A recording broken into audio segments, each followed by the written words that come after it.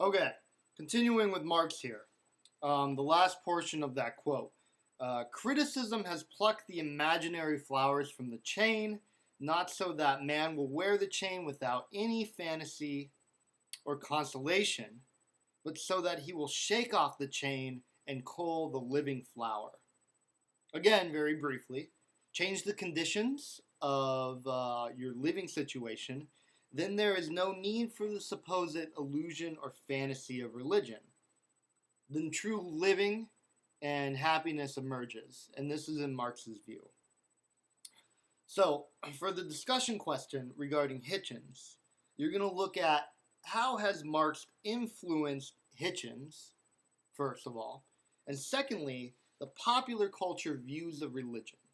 That is, what popular culture media incorporates this idea of religion as an illusion that provides a relief from bad conditions, and therefore will be eradicated when you better those conditions. Either one of those.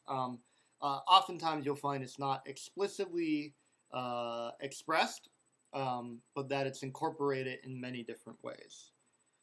So where do we find Marx's view of religion in other media? Now I know Marx is very intense, as I said before. I am willing, more than willing, to answer questions within the hallway conversations regarding Marx. And if you want to set up a phone conversation or a Skype conversation or see me in my office hours, you're more than welcome to do that.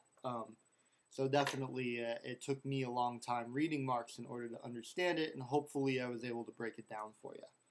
The last issue that we're looking at is the issue of science and religion, and your journal is going to be about this. In Religious and God is Not Great, science and religion are shown as contradictory. Both Bill Maher and Christopher Hitchens, they kind of had the view that religion is explained away by science. You don't need religion, according to them, because you have science to explain things, and religion used to explain things, etc. You'll see the arguments they put forth. This is in contrast to others. Very famously, Stephen Jay Gould was a scientist who said they're non-overlapping magisteria, which means that they're within different forms of thinking, and therefore it's not even a consideration on whether or not they're compatible. Francis Collins, who's interviewed in Religious, is an evangelical Christian, and you're going to see that. George Coyne, who has a brief moment in Religious also, is a Vatican astronomer, and he is good at explaining time periods, so pay attention to that in terms of time periods of when science was set up and what the role of Scripture played before that.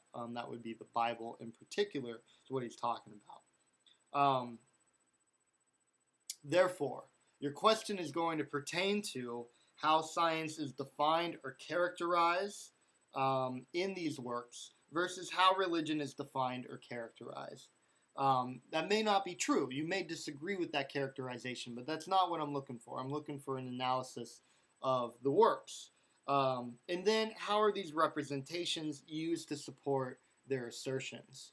Lastly, of course, I'm going to ask you to think of other pop cultural media or works which incorporate issues of science and religion, whether or not they agree with Marx within that particular, agree with Maher and Hitchens within that particular work, or whether or not they offer a different view. So be thinking about that too.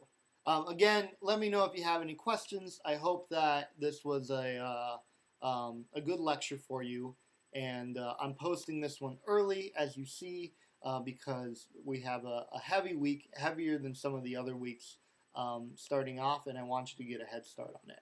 All right, talk to you later.